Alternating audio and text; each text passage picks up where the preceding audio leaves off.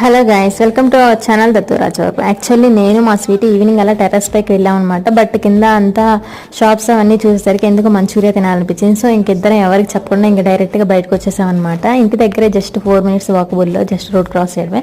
But anyway మేము వెళ్ళిన ఈ షాప్ అయితే చాలా మంచిగా అనిపించింది అండ్ ప్రశాంతంగా కూర్చొని కూడా తినొచ్చు అనమాట. సో మంచూరియా ఆర్డర్ చేసాము.